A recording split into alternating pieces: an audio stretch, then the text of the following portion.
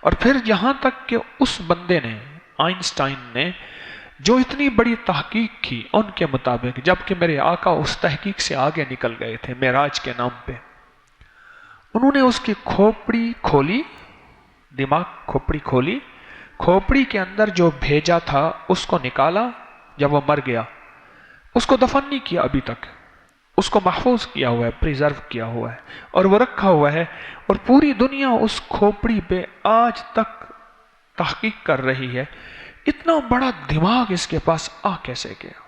میں رب کعبہ کی قسم کہتا ہوں، مدینے والے کا غلام جس کا اندر روشن ہو گیا ہو، اس کے سامنے 70,000 آئنسٹائن قربان کر دیے جائیں کہ اس کا دماغ، دل اور روشن اتنا ہوتا ہے، اور اس کے سامنے کائنات اور کائنات کی سارے نظام اتنا کھلتا ہے کہ وہ اس دماغ تک وہ پہنچ ہی نہیں سکتے.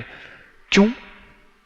سائنس ایک بات کہتی ہے، وہ کہتی ہے یہ جو ہمارا دماغ ہے اس دنیا کے لیے نہیں ہے، خربوں اس میں سیلز ہیں، اور انسان اپنی زندگی کا آخری ذہین آدمی ہو، بیدار مغز ہو، دنیا کا عقل مند ترین شخص ہو، اور دنیا اس کی عقل، اس کے ہوش و حواس کی مثالیں دیتی ہو، اس کی سمجھ اور اس کے عقل کی دلیلیں دیتی ہو، وہ زیادہ سے زیادہ اپنے دماغ کا 10% استعمال کرتا ہے، باقی جتنا لایا تھا اتنا واپس لے جاتا ہے موت کے نام پہ.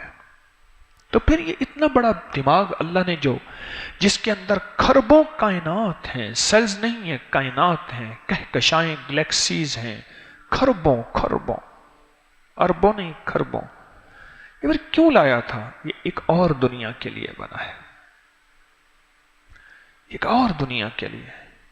روح کی دنیا ہے جو اتنی بڑی وسیع ہے، جو اتنی زیادہ بہت بڑی کہ میری آپ کے گمان، خیال، احساس سے بالاتر ہے. جتنا ہماری نظر جا کے نا اس نیلے آسمان کی تہہ پہ جا کے ٹک جاتی ہے، اور یہ ہماری نظر جو نیلے آسمان پہ جاتی ہے تہہ پہ، یہ میلوں سے میلوں دور ہے، سینکڑوں میل پہ جا کے ہماری نظر ایک پل میں پہنچتی ہے.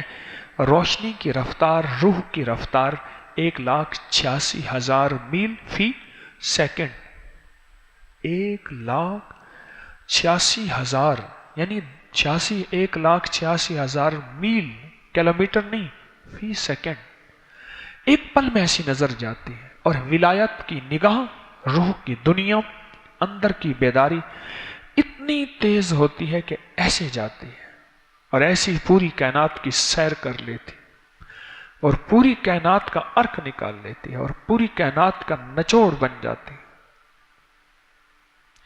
اور یہ چیز اس وقت ہوتی ہے جب اس روح کی دنیا کے پیچھے پڑیں،